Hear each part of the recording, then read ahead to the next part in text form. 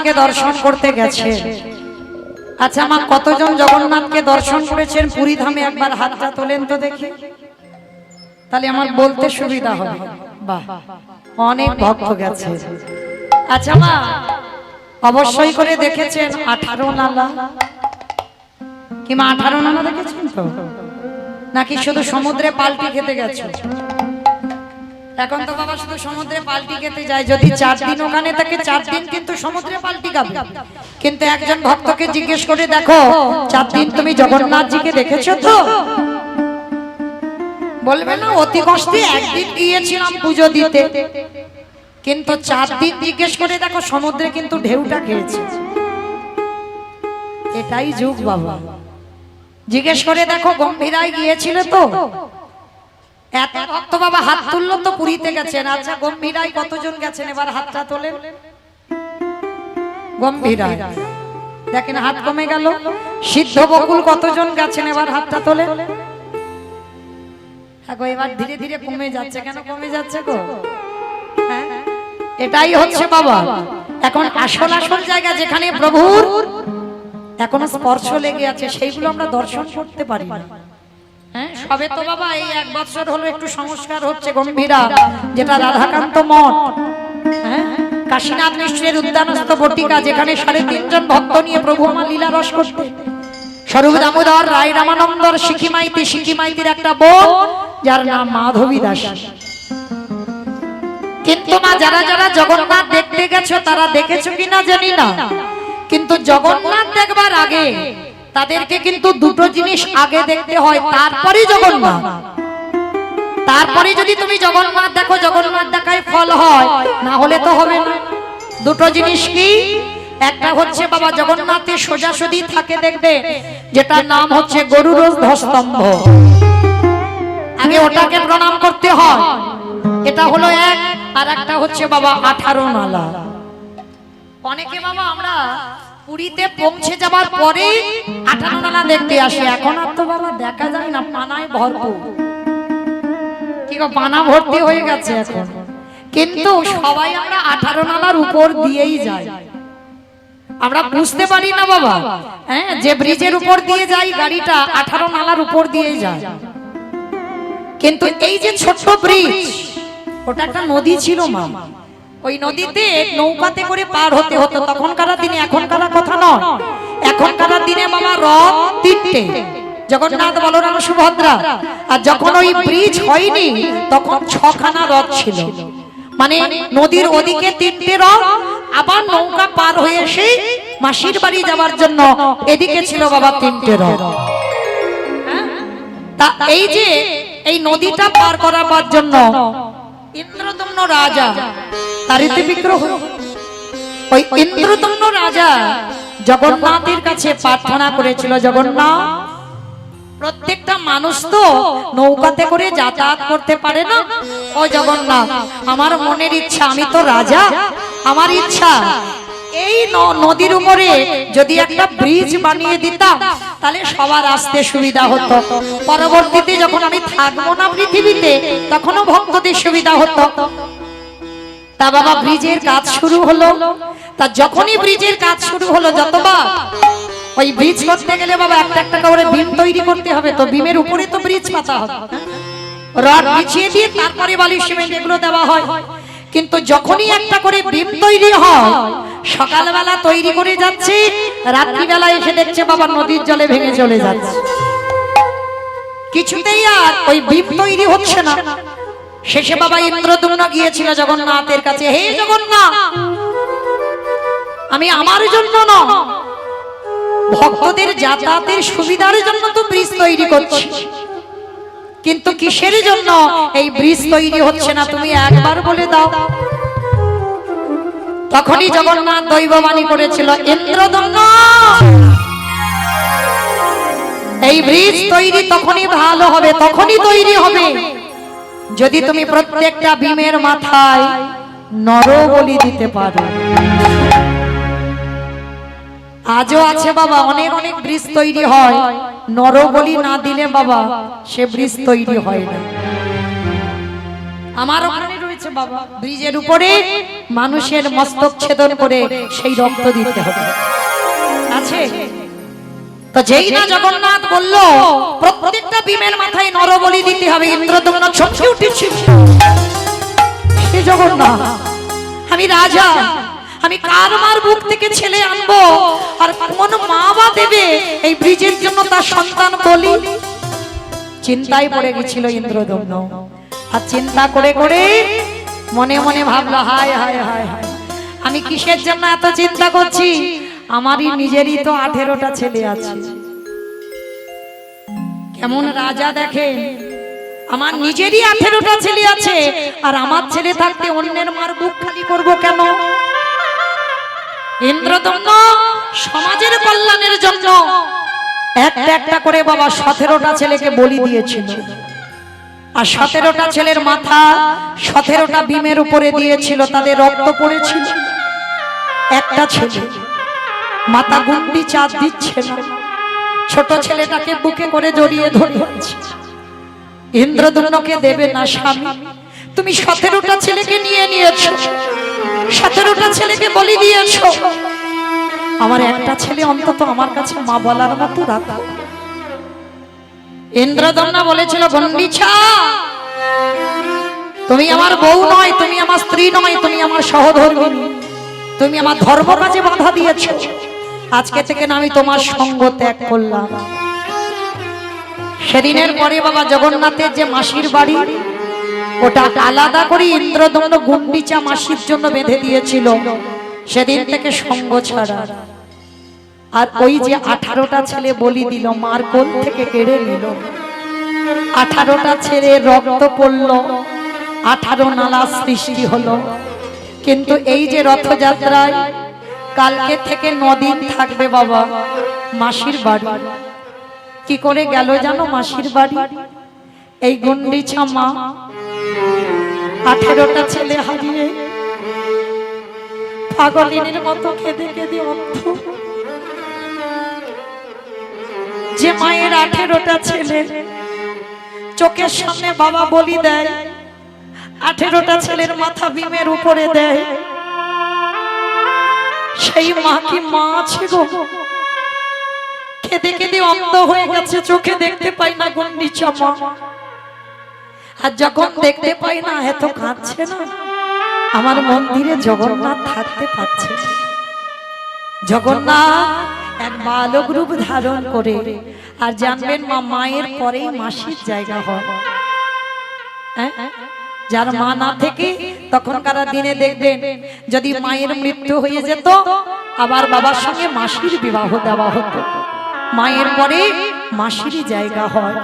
এইবার যেই গুন্ডিচা কাঁদছে, জগন্নাথ গিয়ে ডাকছে, মাসি, ও মাসি। কে? আমি গো। দরজা খোলো। দরজা খুলেছে বটে, কিন্তু চোখে তো দেখতে পাই না। সর্বঙ্গে হাত বুলিয়ে বলছে, হ্যাঁ রে, কে রে তুই? একবার আমায় মা বলে ডাক না বাবা, আমার কোল থেকে 18টা ছেলে বলি করেছে। থাকবি আমার কাছে আমার সন্তান হয়ে। জগন্নাথ মায়ের চোখের জল সইতে পারল না। তিনি তো জগতের না, সবার না।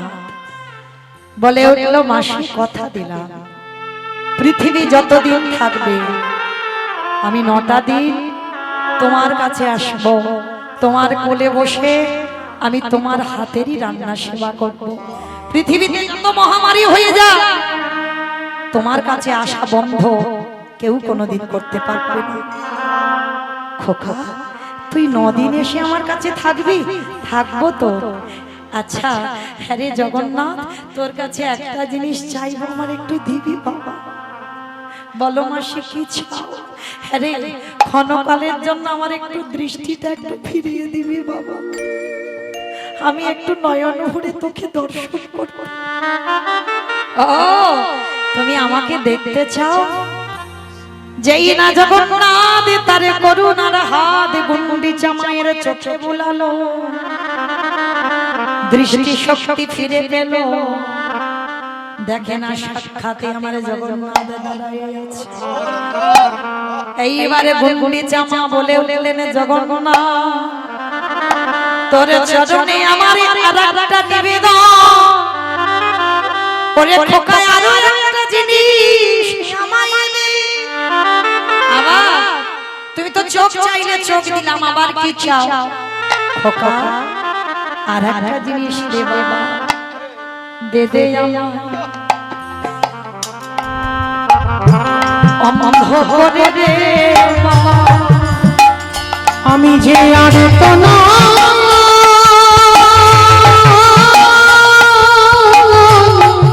আমি আর কিছু দেখতে চাই, আমি যে আর তো না সাথী দে দে আমার অন্ধ করে দেবা। ও মায়েরা বলো তো দেখি, কেউ যদি একবার সাক্ষাতে ভগবানের রূপ দেখে ফেলে আর তার এই জড় জগতে কিছু দেখতে ভালো লাগে? গুন্ডিচা মা কাঁদে আরে বলে, ওরে জগন্নাথ যে নয়নে একেবারে তোকে দেখে ফেলেছি, আর আমি কিছু দেখতে চাই না, ওই জন্য বলছি আমায় অন্ধ করে দে।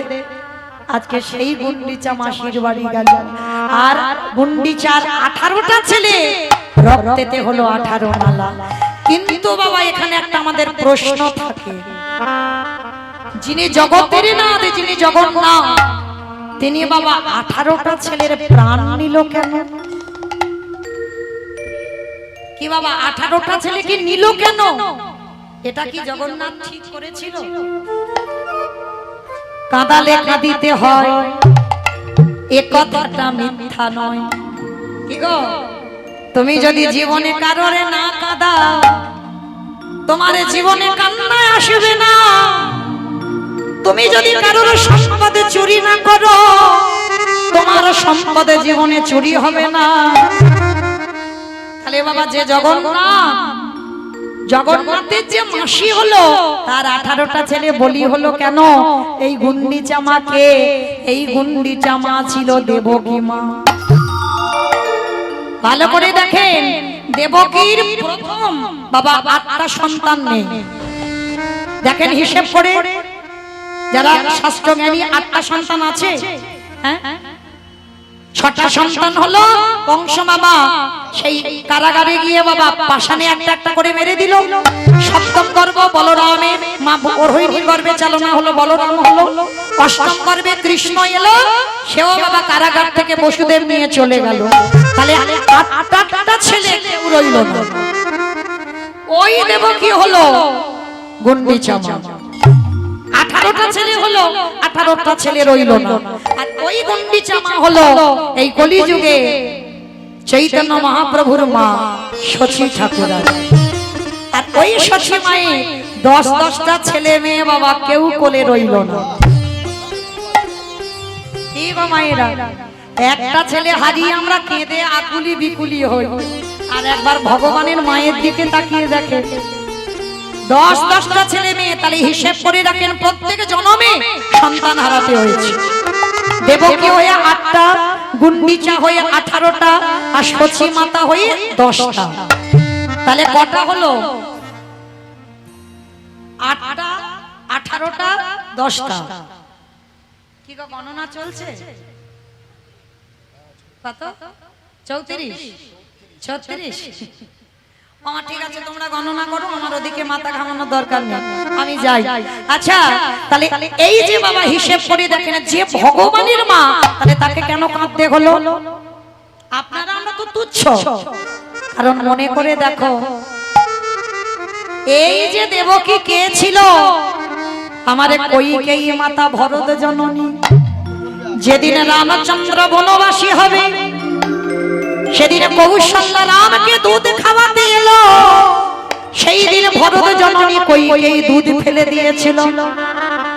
রেগে গিয়ে বলেছিল কৌশল্যাকে, ভরতের মা আমি, ভরত রাজা, আমি রাজমা, আমার রাজ্যের দুধ নিয়ে রাম খাবে?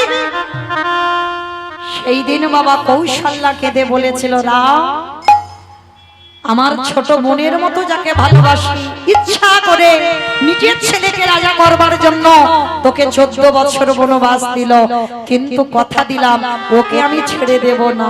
রাম, এর পরের জন্মে আমার গর্ভে নয়, এর পরের জন্মে আসতে যদি হয় তুই তোর বিমাতা কইকেয়ীর গর্ভে আসবি, কিন্তু আসবি বটে। কি গো মাইনা, ভক্ত চিনতে গেলে কি দেখতে লাগে গো? তিলক সেবা, গলায় তুলসীর মালা, প্রসাদ ভোজি, শিখা রেখে দিয়েছে, গেরুয়া বসন, হাতে নামের মালা। কি বাবা, এইগুলো দেখলে তো মনে হবে ভক্ত? এগুলো দেখলে ভক্ত নয়। তাহলে কি দেখলে বলবে ভক্ত?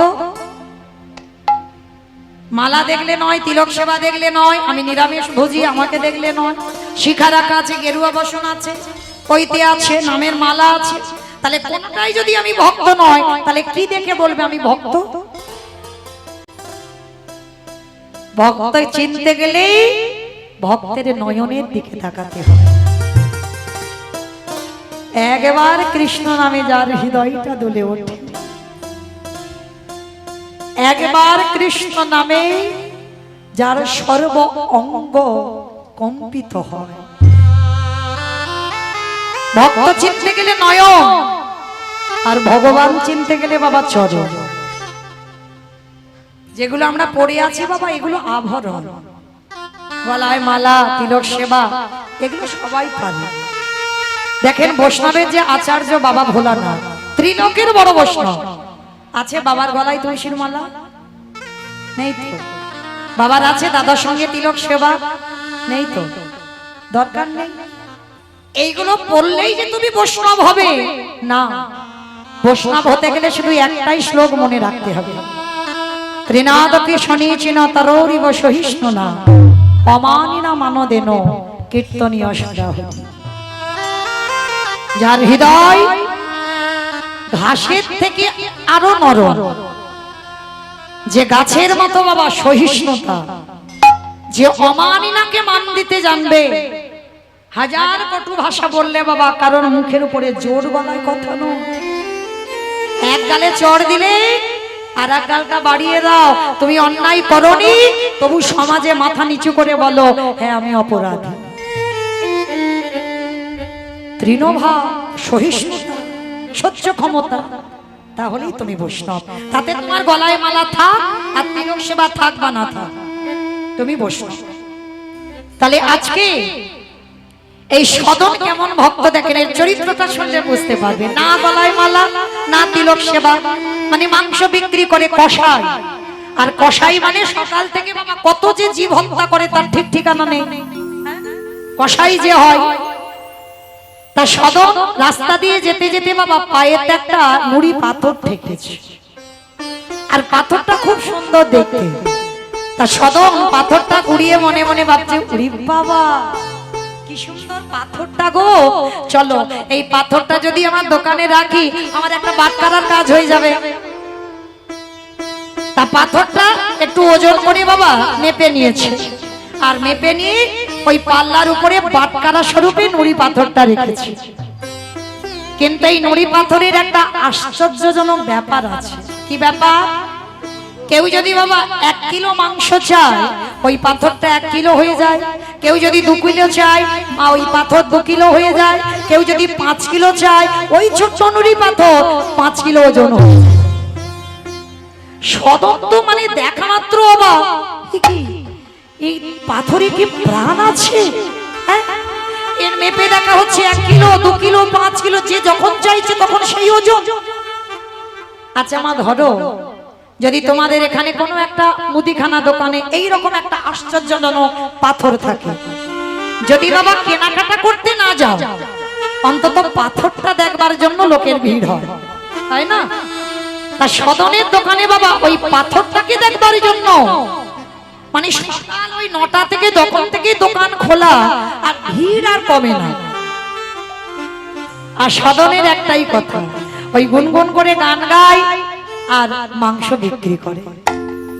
হঠাৎ বাবা রাস্তা দিয়ে একটা বৈষ্ণব ঠাকুর যাচ্ছে, আর বৈষ্ণবে যেতে যেতে সদনের দোকানের দিকে লক্ষ্য করলো, আরে আরে বাবা, এত দোকানে ভিড়, হ্যাঁ? তাহলে তো দেখতে হয় ওই দোকানে কি এমন জিনিস আছে যে এত ভিড়ের লাইন, এত লাইন পড়েছে। তা যেই না বাবাজি গিয়েছে, আর বাবাজি গিয়ে দেখে না চারিদিকে মা, ইস ছি ছি ছি বাবা, ইস, একেবারে মাংসের দোকানে আসতে হলো। অনেকে দেখবেন এরকম করেন, মাছ মাংস, ইস বাবা গো। যেই না বৈষ্ণব ঠাকুর নাকটা চেপে ধরি সদনের দোকানে গিয়ে দেখছে মাংস বিক্রি আর মাংসের জন্য লাই, হ্যাঁ? তা এইবার বৈষ্ণবের লক্ষ্যটা পড়েছে বাবা ওই পাল্লার উপরে বাটকারা, আর বাটকারার উপরে লক্ষ্য করে বুঝতে পেরেছে বাবা ওটা শালগ্রাম শিলা। সবাই তো নারায়ণ শিলা চিনতে পারে না, আর নারায়ণ শিলা যেই না চিনতে পেরেছে বৈষ্ণব ঠাকুর বলেন ছি ছি ছি ছি ছি ছি ছি গো, এইটা তুমি কি করেছো? হ্যাঁ, তুমি হিন্দু হয়ে তুমি কি না এই শালগ্রাম শিলাকে এই পাল্লার উপরে বাটকারা স্বরূপে ব্যবহার করছো? হ্যাঁ, তোমার হাতে রক্ত মাংস আর সেইগুলো দিয়ে তুমি এই শালগ্রাম শিলা ছুঁয়ে নিচ্ছ। হ্যাঁ, শালগ্রাম শিলাতে বাবা রক্ত মাখানো। সদনের তো কোনোদিন ধারণাই ছিল না বাবা যে তার কাছে আসবে শালগ্রাম শিলা নারায়ণ। হ্যাঁ, গান গাই তো ঠিক, সবাই যেমন গান গাই সদনও গান গাইতো, কিন্তু এই নয় যে গান গিয়ে আমি ভগবানকে পাবো, এই মনোবৃত্তি কোনোদিন আসেনি। সঙ্গে সঙ্গে সদন ওই নুড়ি পাথরটা নিয়ে তাড়াতাড়ি করে ধৌত করে বলছে, বাবাজি বাবাজি আমি বড় পাপী, আমি সকাল থেকে আজ সন্ধ্যে পর্যন্ত কত প্রাণ দিই, আমি বড় পাপী, আমি তো জানি না গো যে এইটা শালগ্রাম শিলা বলে, আমি কি চিনতে পেরেছি?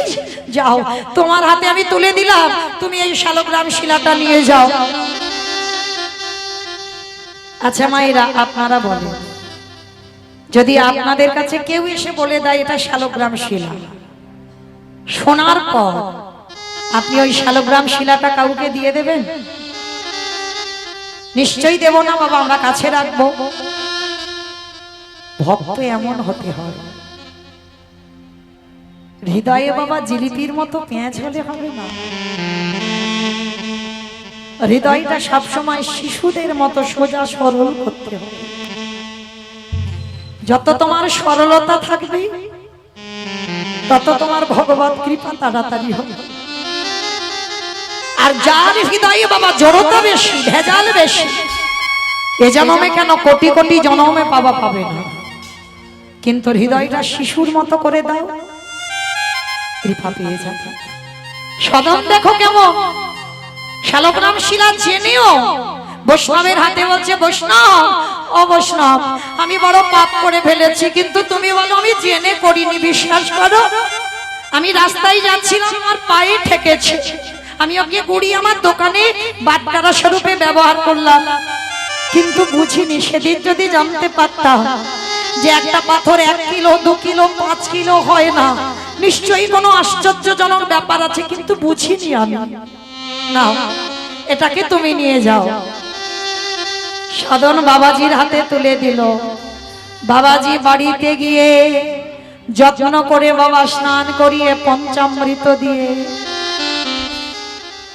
বাজার থেকে সিংহাসন কিনে এনেছে, কত বাজার করে নিজের হাতে রন্ধন করেছে, শালগ্রাম শিলাকে অভিষেক করিয়েছে। দুপুর বেলা বাবা কত রকমের ভোগ রান্না করে নিবেদন করেছে, ধুমধাম করে পূজা করলো শালগ্রাম শিলা। সন্ধ্যা বেলায় ওই নারায়ণ শিলাকে শয়ন দেবে। যখনই শয়ন দিয়ে বাবাজি ঘরে গিয়ে ঘুমাচ্ছে, সদনে তো কোনো বাবা চিন্তাই নেই, ও জানে চলে গেছে, ওইদিকে কোনো গুরুত্বই নেই, ও দিব্যি ঘরে গিয়ে ঘুমাচ্ছে। আর যখন গভীর রাত, শালগ্রাম শিলা নারায়ণ স্বপ্ন দিচ্ছে বাবাজি বৈষ্ণবকে, বৈষ্ণব কে বলেছিল সদনের কাছ থেকে আমায় আনতে?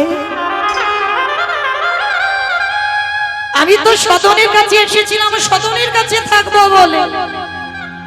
আমি কি তোকে আদেশ দিয়েছিলাম যে সদনের মাংসের দোকান থেকে আমাকে নিয়ে এনে তুই এই রাজ অভিষেক করে আমাকে রেখে দে, যত্ন করি? আমি তো বলিনি, আমি তো আদেশ দিইনি। তাহলে কেন আমার সদনের দোকান থেকে নিয়ে এলি? চমকে উঠলো বাবাজি। প্রভু, সদনের ওই মাংসের দোকান, তোমার সারা গায়ে মাংস, রক্ত, আমি দেখে কষ্ট হলো। আমি মনে মনে ভাবলাম, বুঝি তোমার কত শরীরে কষ্ট হচ্ছে এই মাংসের গন্ধ, এই যে রক্ত তোমার গায়ে লাগানো, তোমার বুঝি কষ্ট হয়। তাই তো তোমাকে নিয়ে এসে অভিষেক করে আমার ঘরে রাখলাম। ওরে, শুধু মাংস দেখলি, গন্ধ দেখলি, রক্ত দেখলি, কিন্তু কই এটা তো দেখলি না। সদন যখন আমার ওই পাল্লার উপরে রেখে দেয়, আর পাল্লাটা ধীরে ধীরে দোলনার মতো দোলে, আর সদন গুনগুন করে গান গায়।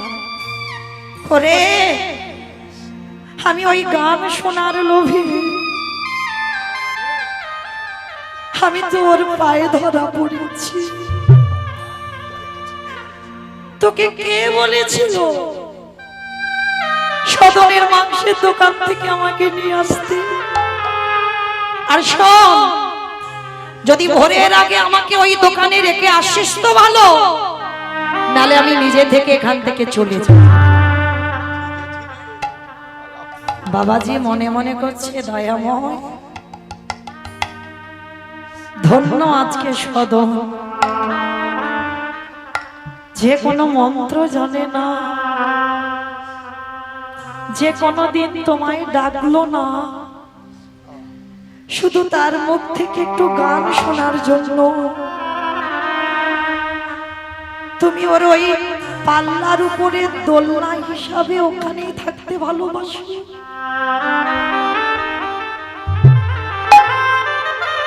মায়েরা যারা যারা শুনছেন হৃদয় দিয়ে, মন দিয়ে,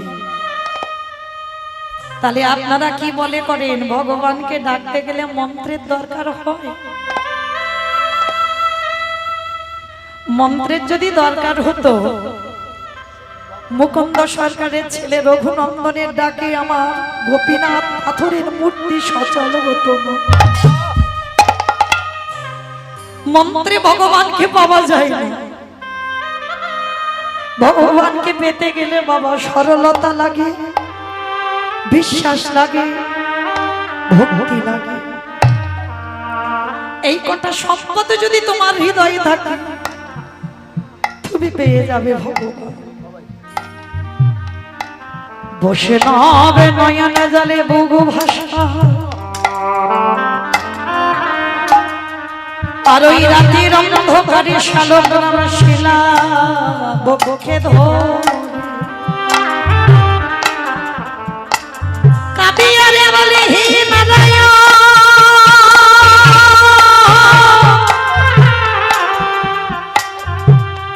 আজ হতে আমি জেনে গেলাম, তোমাকে পেতে গেলে শুধুমাত্র হৃদয়ে ভরা শুদ্ধ ভক্তি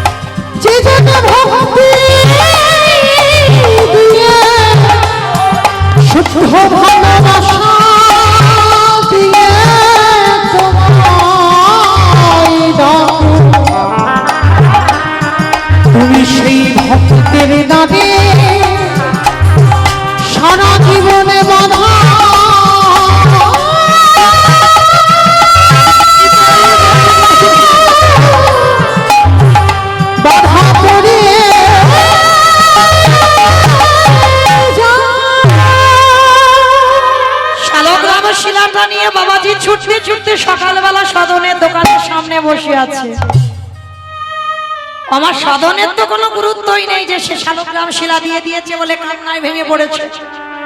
ও তো দোকানদার, আর একটু বেলা করে দোকান খোলে সদন, ঠিক 9টা-10টা বাজবে মাংসের দোকান খুলবে। ভোর থেকে বৈষ্ণব শালগ্রাম শিলাটা বুকে ধরে বসে আছে, কখন সদন আসবে। যেই না সদন এসে দোকানের সামনে দাঁড়িয়েছে না, বৈষ্ণব ঠাকুর আছা রেখে সদনের চরণে সদনের চরণ দুটো বুকে ধরে বলছে, ধন্য ধন্য সদন, তুই ধন্য। ওরে এত মন্ত্রে তন্ত্রে আমি তাকে পেলাম না, আমি যত্ন করে নিয়ে গেলাম, আমার কাছে থাকলো না। কত খরচ করে, কত নিজের হাতে রান্না করলাম, ওর জন্য অভিষেক করলাম, কিন্তু থাকবে না। ও তোর কাছে থাকতে ভালোবাসে। সদন শোনা মাত্র চমকে উঠেছে। বৈষ্ণব, আমি যে কসাই, আমি যে পাপী, আমার মতো পাপী আর কেউ নেই। আমি সারাদিন কত জীবন দিই, কত প্রাণ দিই। ওরে সেই বিচার তো আমি করব না, সে বিচার আমি করব না, কিন্তু এই শালগ্রাম শিলা আমার কাছে থাকবে না। বলেছে তোর মুখের ওই গান শুনতে ভালোবাসে, আর তোর ওই যখন পাল্লার উপরে বসে ওই আলতো করে দোলনা খায়, নারায়ণ নাকি মনে করে ও দোলনার উপরে বসে আছে। ওরে ধর, তুই বড় ভাগ্যবান, তুই বড় ভাগ্যবান। আজকে থেকে আমি আর ভগবান সেবা করব, আজকে থেকে আমি তোর চরণ সেবা করব। ওরে সদা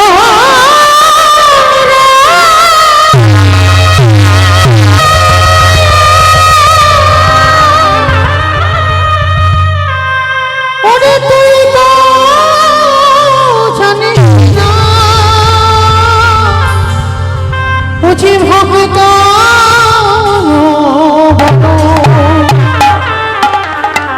বুঝি ভক্ত বড় ভালো বাসে। সদন বলে উঠল, জগন্নাথ,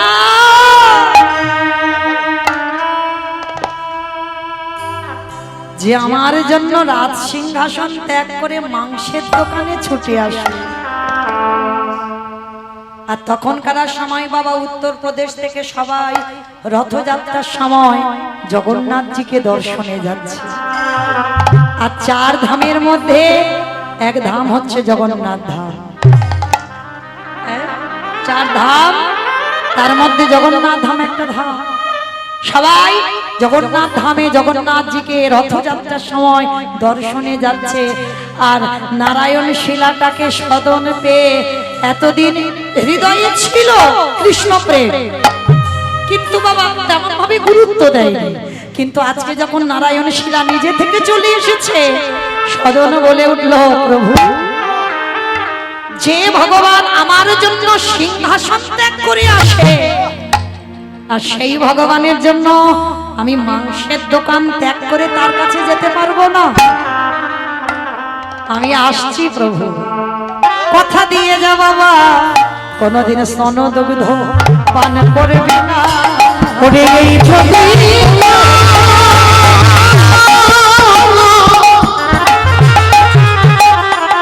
ওরে এই প্রতিজ্ঞা করে যারা কোনদিন স্তন দুগ্ধ পান করবি না। আস্তে বাবা, একেবারে লাইন পড়ে আছে দেখেন। হ্যাঁ, সেই কইকেয়ী মা যখন দেবকী হয়ে কারাগারে এলো না, যখন কৃষ্ণকে নিয়ে চলে গেল বাবা, কারাগারে তো দুগ্ধ খেতে পারলো না, আর তখন কেঁদেছিল, দুগ্ধগুলো মর্দন করে মাটিতে ফেলেছিল। তখনই আমার কৃষ্ণ কেঁদে বলেছিল, ওগো মা গো, আমার ওই যে কৌশল্যা আমার অভিশাপে আজ তোমার স্তন দুগ্ধ আমি কারাগারে পান করলাম না, কিন্তু তুমি হলে আমার দেবকী মা, আমার জন্ম দেওয়া মা, যশোদা মা আমার পালন করেছে মাত্র, কিন্তু আমার সেবার বস্তু যখন মাটিতে দিলে এই ঋণ আমি শোধ করব। আগত কলিযুগে যেদিন আমি গৌর হয়ে যাব, সোনা নাই, রূপ নাই, তামা নাই, স্টিল নয়, শাল পাতাতে নয়, ওই কলিযুগে যেদিন গৌর হয়ে নদিয়ায় যাব, কথা দিলাম মা, যে সেবার বস্তু মাটিতে দিলে ওই মাটির পাত্রে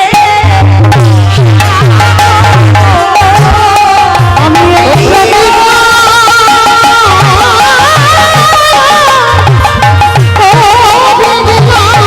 সেদিন মাটির পাত্রে সেরা আমা বলো তো লীলাতে কোথায় ছিলাম? বলো লীলাতে কোথায় ছিলাম?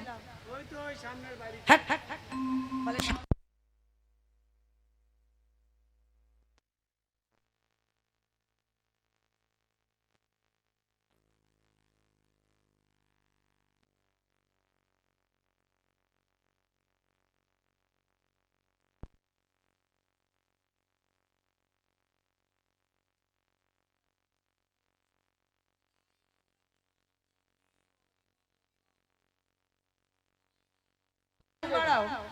তো চলেন, আজকে লীলাতে ছিলাম কোথায় মনে পড়ছে না? মনে পড়ে? পড়ছে? বলো দেখি কোথায় ছিলাম? সদন জগন্নাথ দেখতে যাবে, তাই তো? এবার এরা বৈষ্ণবরা, বড় বড় বৈষ্ণব রাস্তা ধরেছে আর ও জঙ্গলের পথ ধরেছে, আর যেতে যেতে বাবা অন্ধকার নেমে এসেছে, আর অন্ধকার হতে পথ গুলিয়ে গেছে। একটা পুকুর পাড়ে সদন বসে আছে। আমার এই জায়গাটা একটু মন দিয়ে শ্রবণ করবেন, কেমন ভগবান কেমন ঘষে মেজে নেয় দেখো। পুকুর পাড়ে বসে আছে সদন, আর পুকুরের অপর প্রান্তে একটা সদ্য বিবাহিতা কন্যা, মানে সবে বিয়ে হয়েছে, নতুন বউ। আর নতুন বউ দেখলে বোঝা যায়, আর নতুন বিয়ে করা বউ সন্ধ্যাবেলায় কলসিটা কাকে নিয়ে জল আনতে এসেছে, আর পর লক্ষ্যটা পড়ল সদনের রূপে। আর যেই না সদন তো খুব রূপবান পুরুষ, তা সদনকে দেখে নারীটার ইচ্ছা জাগলো, কামনা বাসনা। সদনের কাছে গিয়ে করজোর করে ওই রমণী বলছে, বাবাজি, ও বাবাজি, এই সন্ধ্যাবেলায় পুকুর পাড়ে বসে আছো, যাচ্ছ কোথায় বাবাজি? সদন বলছে, মা, আমি জগন্নাথজিকে দর্শনে যাচ্ছি, কিন্তু জানো আমি তো পথ চিনি না, যাদের সঙ্গে যাচ্ছিলাম আমি পথ গুলিয়ে ফেলেছি। রমণী বলে বললেন, আচ্ছা বাবাজি, সন্ধ্যা তো হয়েছে, যদি আপনি কিছু মনে না করেন আপনি রাতটুকু আমার বাড়িতে কাটান। শ্রী শ্রী রামকৃষ্ণ পরমহংসদেব একটা কথা বলে রেখেছে বাবা নরেনকে, নরেন, জীবনে সবাইকে বিশ্বাস করবি বাবা, নারীকে নয়। বাবা আমি নারী হয়ে বলছি, সবাইকে বিশ্বাস করো, কিন্তু নারীকে নয়। কারণ এরা রাগলে রাখতে পারে, মারলে মারতে পারে। নারী যদি মনে করে বাবা তোমায় ফাঁসাবে, বাবা যত আইন আদালত যেখানে যাও না কেন, নারী যদি মনে করে ফাঁসাবে তুমি ফেঁসে যাবে। আর নারী যদি মনে করে বাবা তোমাকে ভগবানের চরণে পাঠাবে, পাঠাতে পারবে। নারী শক্তি, হ্যাঁ, এদের থেকে বাবা সবসময় একটু সাবধানে থাকতে হয়। আমার কথা নয়, রামকৃষ্ণদেব নরেনকে শিখিয়ে রেখেছে, বলে শোন শালা, নারীকে দেখে দূরে থাকবে। তা আজকে দেখেন একটা নারী কি করতে পারে দেখবেন। এবার সদন সোজা সরল মনে মনে ভাবছে, তাই তো সন্দেহ হয়ে গেছে, কোথায় রাত কাটাবো? মা যখন বলছে রাতটুকু কাটিয়ে দিই, সকালবেলা আবার জগন্নাথের উদ্দেশ্যে রওনা দেব। সন্ধ্যাবেলায় গেলে রন্ধন করে সদনকে সেবা দিলেন, সেবা দিয়ে রাতের অন্ধকারে বাবা বিছানা করে দিল। যেমন অতিথি আপ্যায়ন করে অতিথি আপ্যায়ন করলেন। রাত্রিবেলা সেই নবসদ্য বিবাহিতা কন্যা তার স্বামীর কক্ষে গেলেন, আর সদন রয়েছে সদনের কক্ষে। গভীর রাত, আর ওই গভীর রাত্রে ওই নববালিকা এসে সদনের দরজায় ধাক্কা দিচ্ছে, বাবাজি, বাবাজি। সদন আওয়াজটা পেয়ে অনেক রাত তো চমকে উঠেছে। যেই না চমকে উঠেছে, নারী কণ্ঠস্বর, এত রাত্রিবেলা তাড়াতাড়ি করে সদন দরজা খুলেছে। আর দরজা খুলতে ওই রমণী প্রবেশ করে সদনের কাছে বাবা প্রার্থনা করলেন, আমি তোমাকে ভালোবেসেই তোমাকে ধরে এনেছি, আমাকে তোমার আজ রাত্রিবেলা গ্রহণ করতে হবে।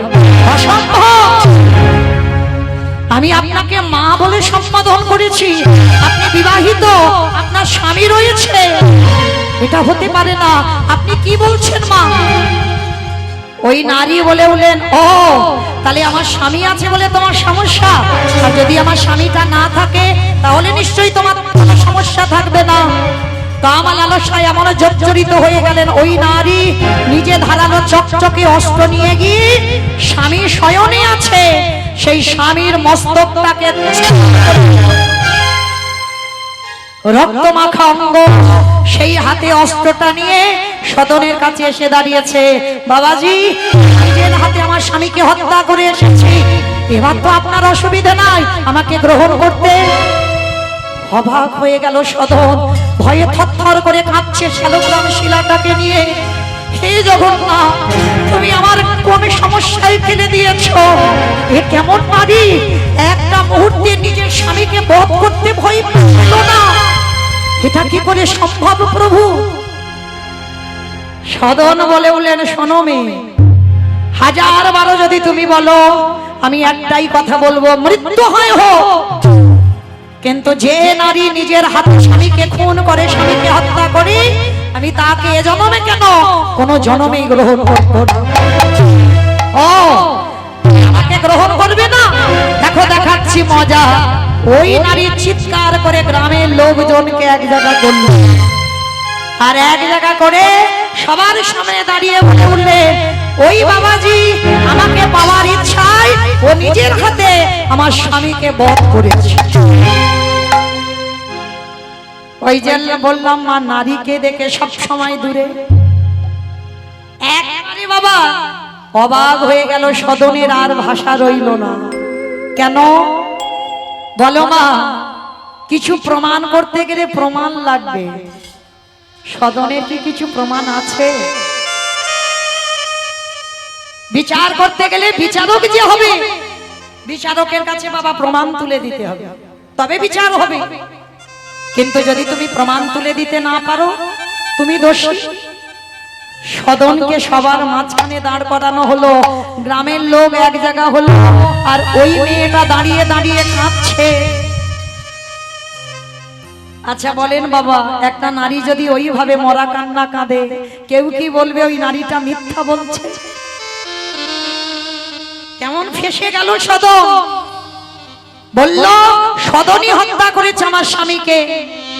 বিচারক যে, সে বলে উঠলেন, সদন সব তো মেয়েটাই বলে যাচ্ছে, তোমার কি কোনো কথা আছে? সদন করজোর করে শুধু একটাই কথা বলেছি,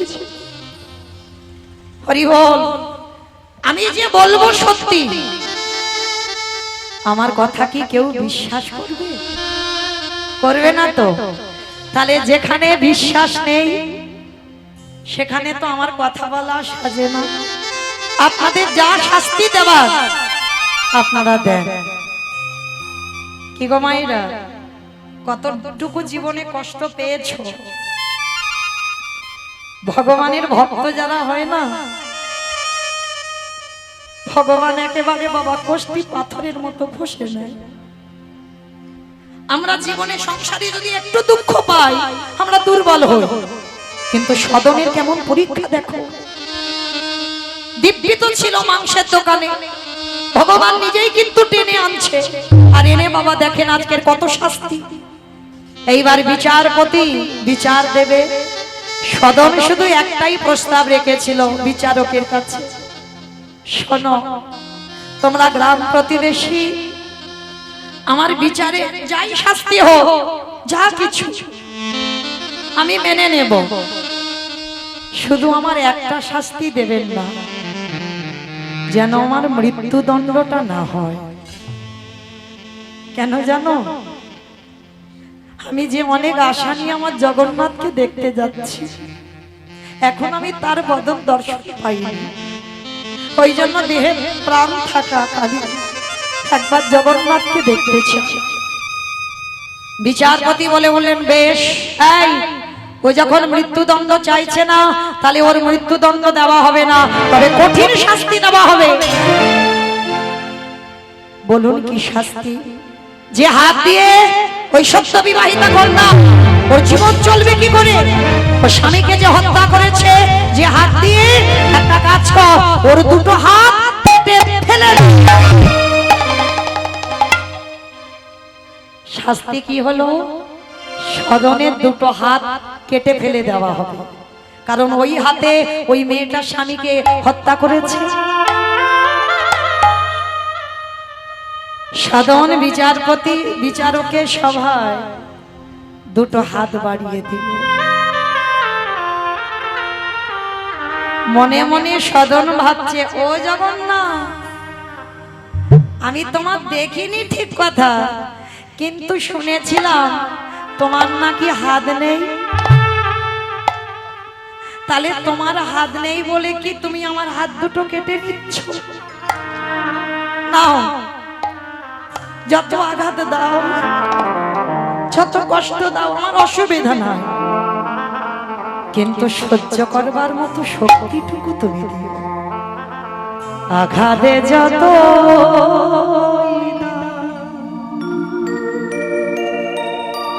শক্তি দিও সহে,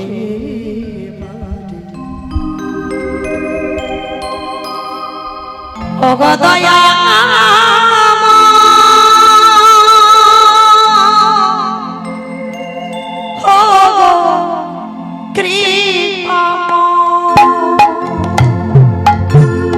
আঘাতে যত কেটে দেও দুটো হাত, শক্তি দিও সহিমানে,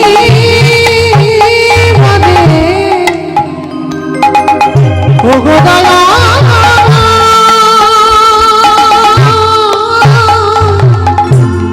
ওগো কৃপাময়, ওগো দয়া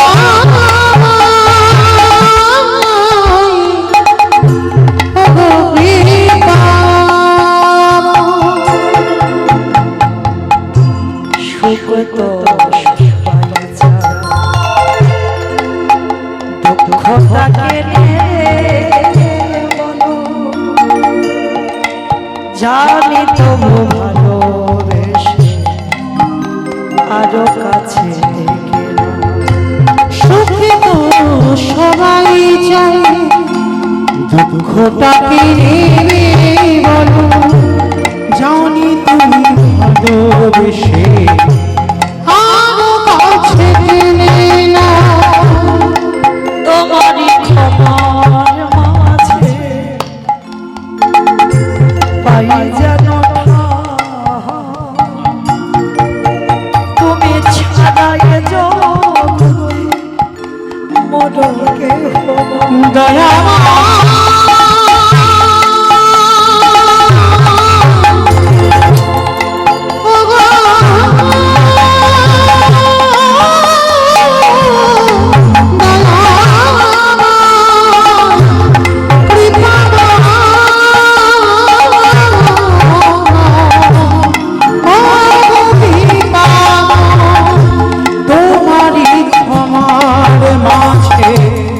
পাহি যেন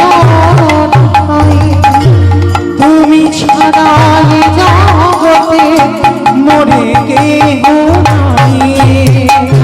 ক্ষমা দানে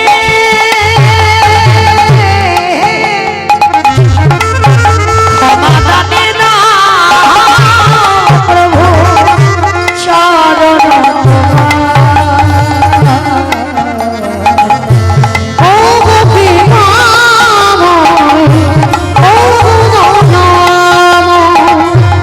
হাতে যতই দাও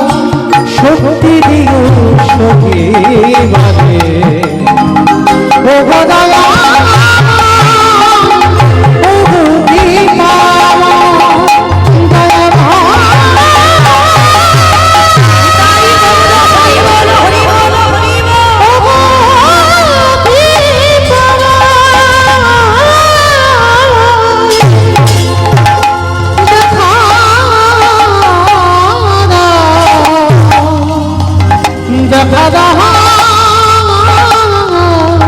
দয়া আমাইরা সদনের হাত দুটো কেটে দেওয়া হলো। শুধু একটাই প্রস্তাব রেখেছিল সদন, আমার এই শালগ্রাম শিলাটা আমার একটু মাথাতে বেঁধে দাও, কারণ হাত নেই তো, হাত কেটে দিয়েছে, তাহলে শালগ্রাম শিলাটা নিয়ে যাবে কি করে? মাথাতে নামা বলি দিয়ে শিলাটা বেঁধে দিল। সংকল্প নিল সদন, আর আমি পায়ে হেঁটে নয়, আমি এইখান থেকে গন্ডি দিতে দিতে যাব, দণ্ডবাদ প্রণাম করতে করতে যাবে।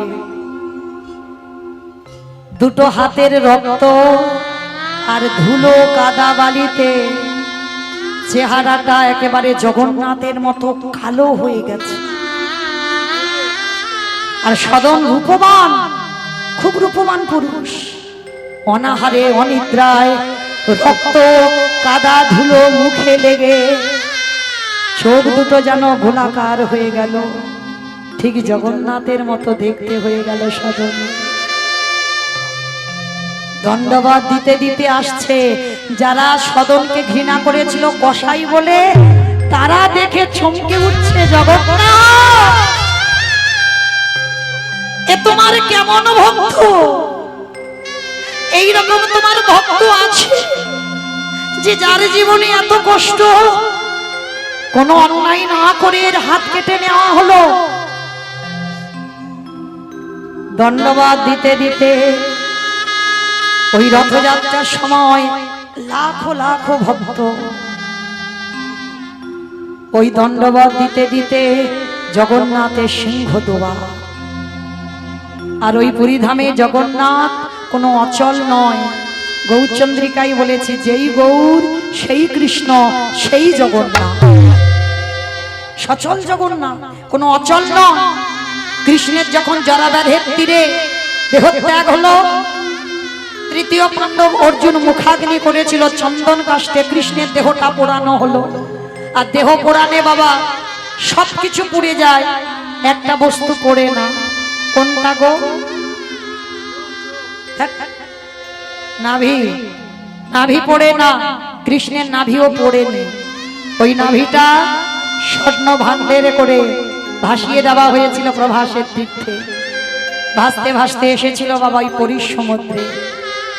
ওই যে 21 দিনের আগেই তো বাবা ইন্দ্রদ্যুম্ন রাজা দরজা খুলে দিয়েছিল, হ্যাঁ, ওই কাঠ হয়ে ভেসে এসেছিল না।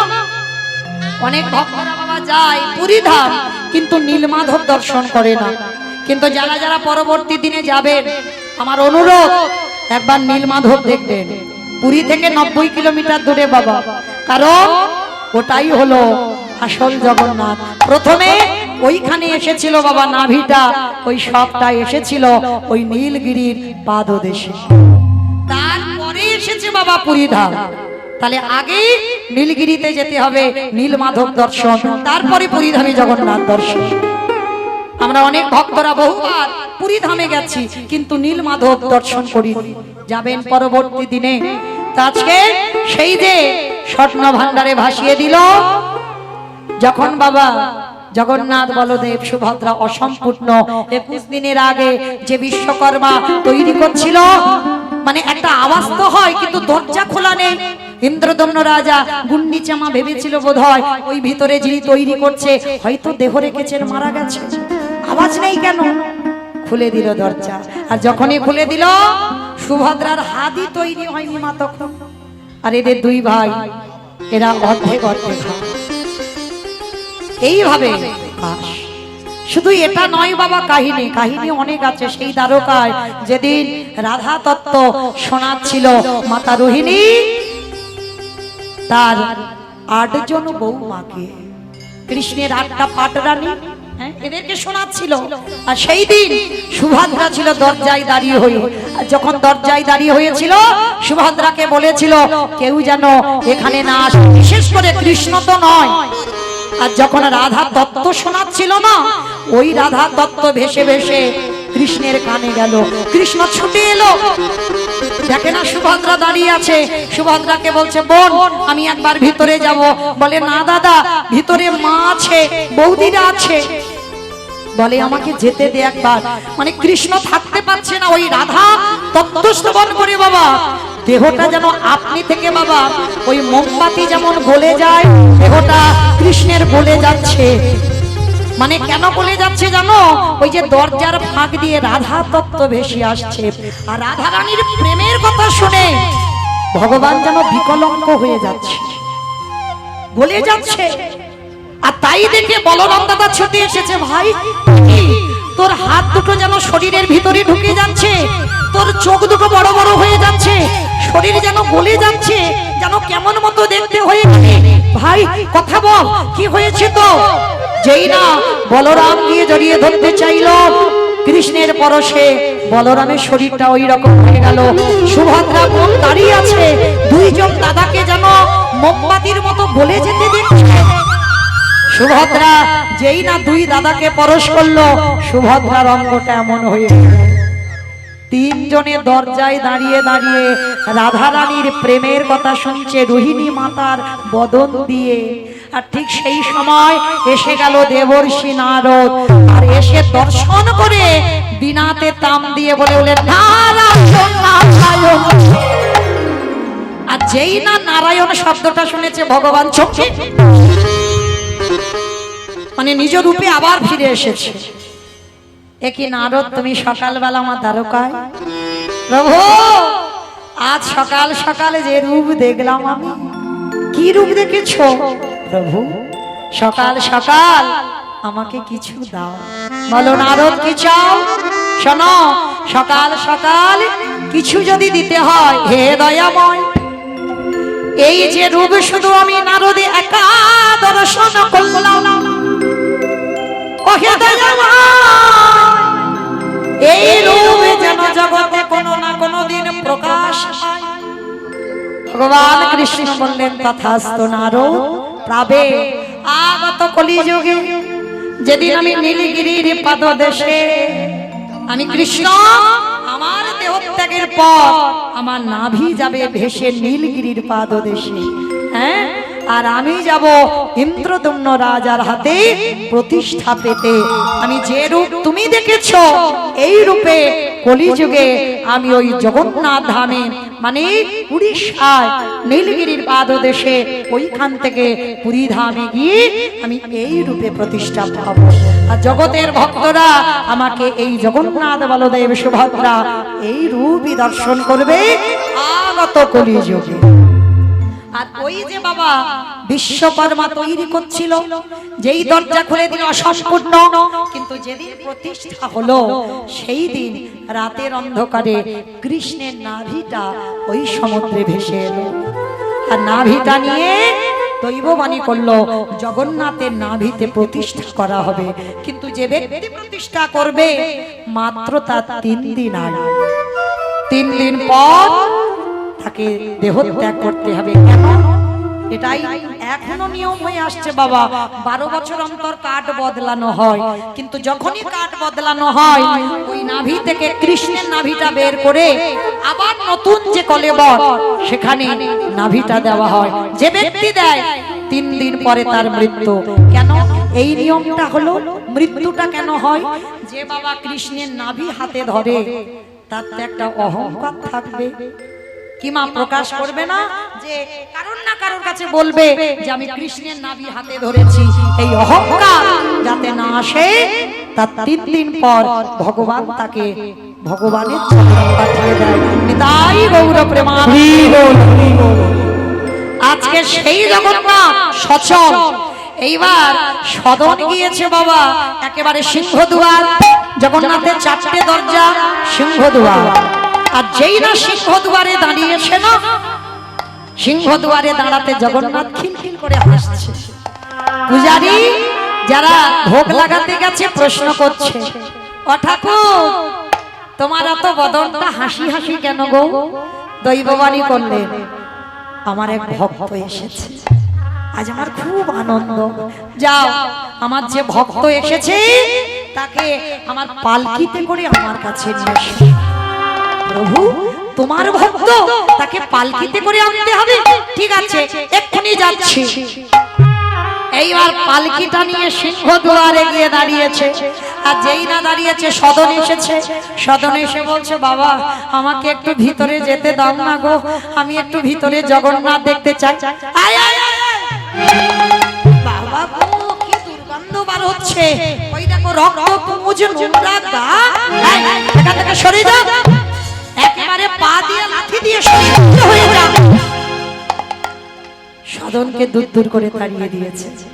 এইবার পূজারীরা দরজায় দাঁড়িয়ে ঘোষণা করছে, কে এসেছে? জগন্নাথের ভক্ত। আমাদের জগন্নাথ আজকের বলেছে তার ভক্ত এসেছে।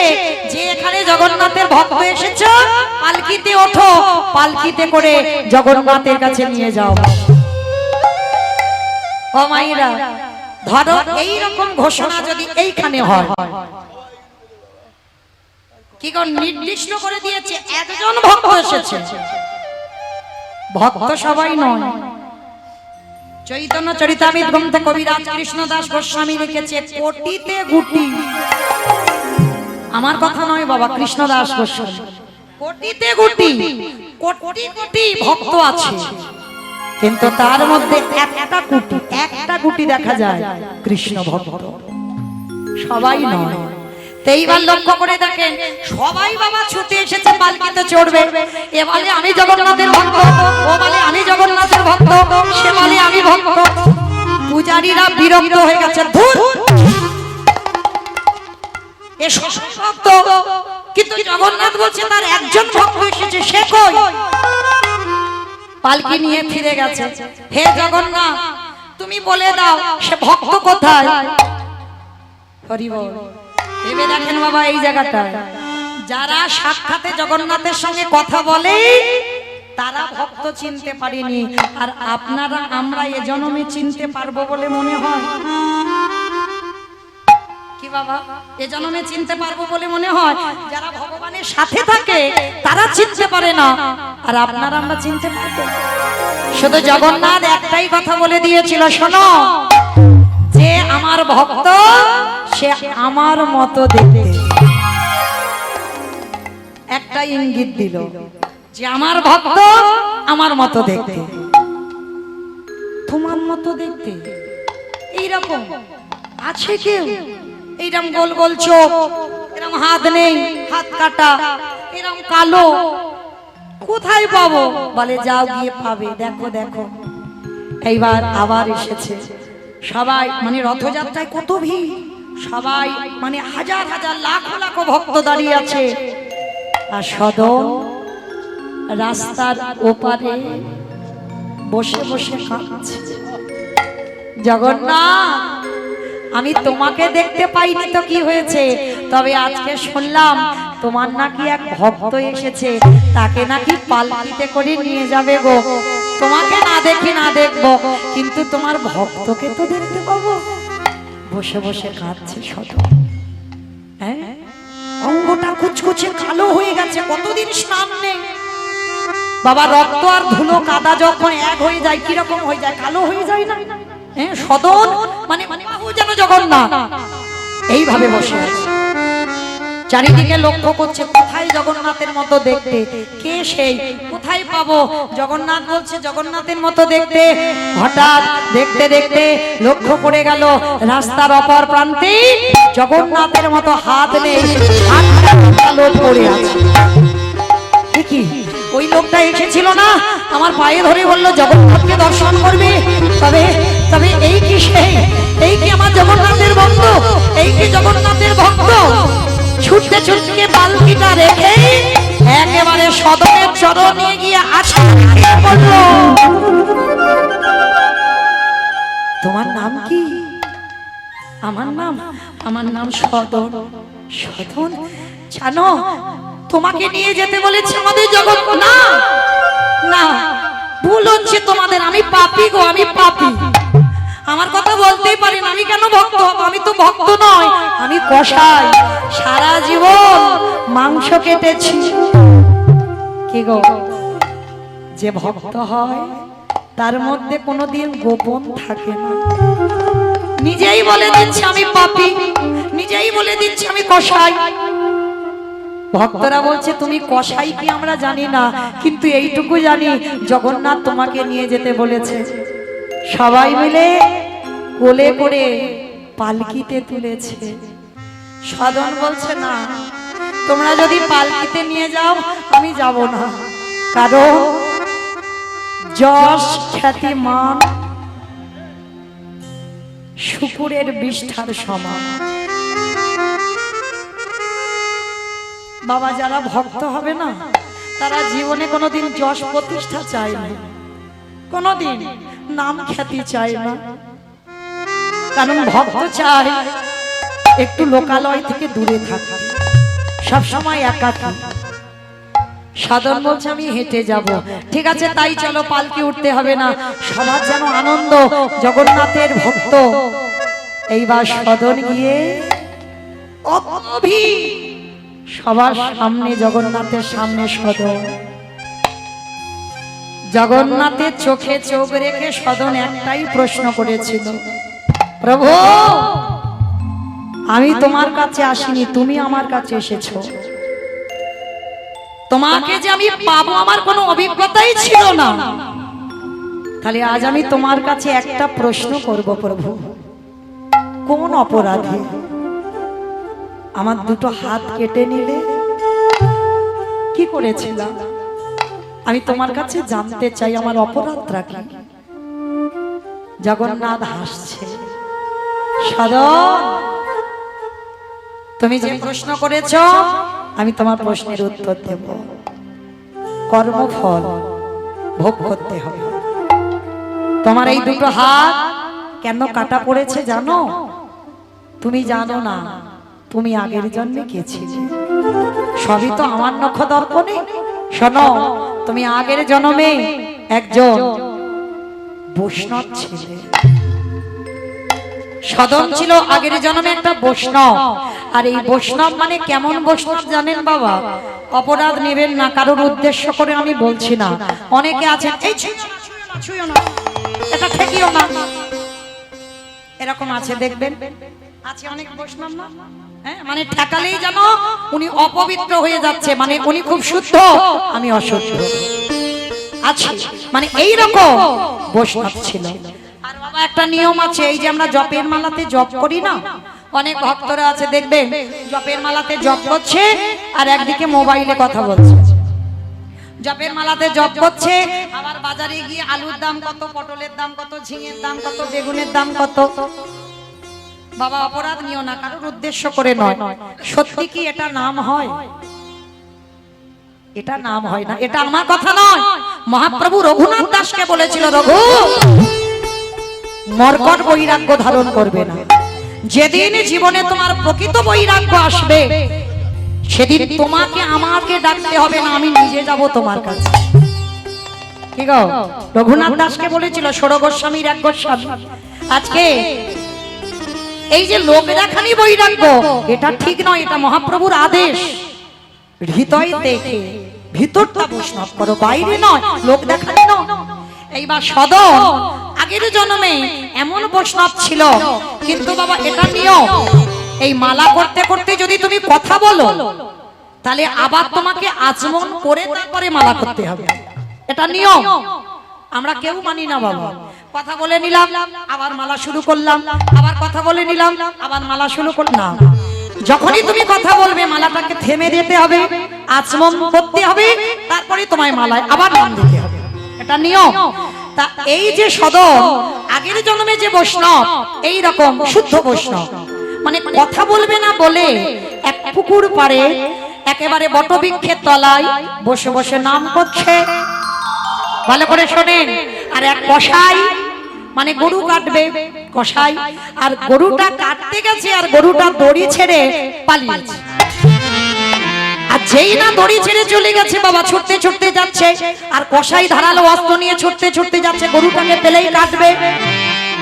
আর যে বৈষ্ণব নামের মালায় নাম করছিল, তিন দিকের রাস্তা, এখন কসাই গুলিয়ে ফেলেছে গরুটা কোন দিকে গেল, ডান দিকে গেল না বাম দিকে গেল। বাবাজি নাম করছিল, কসাই গিয়ে বাবাজিকে প্রশ্ন করছে, ও বাবাজি তুমি দেখেছো এখান থেকে একটা গাভী গেল, কোন দিকে গেল গো?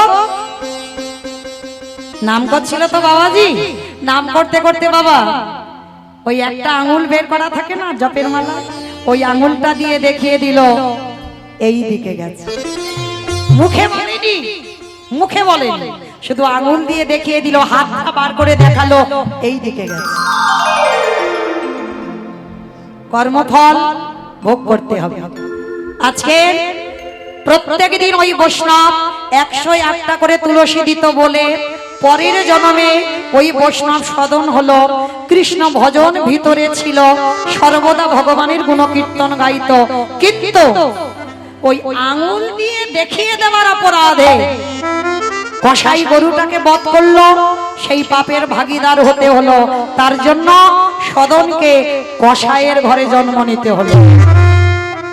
আগের জন্মে বৈষ্ণব হয়েও এ জন্মে কসাই হলো, আর মাংসের দোকানে কাজ করতে হচ্ছিল, কিন্তু ভিতরে ভক্ত ছিল। কেন? ওই 108টা করে তুলসী দিত, এটাই প্রকৃত কাজ করত, এর জন্য ভিতরে ভক্তিটা ছিল। কিন্তু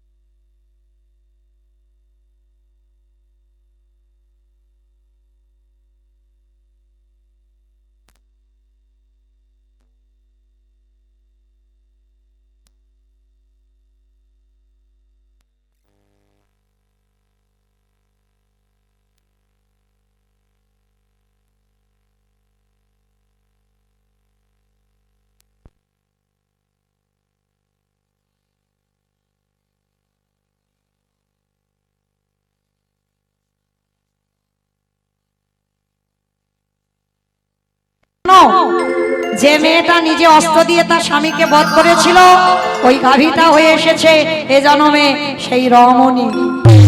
আর যে স্বামীটা বধ হলো ওটা হলো সেই কসাই।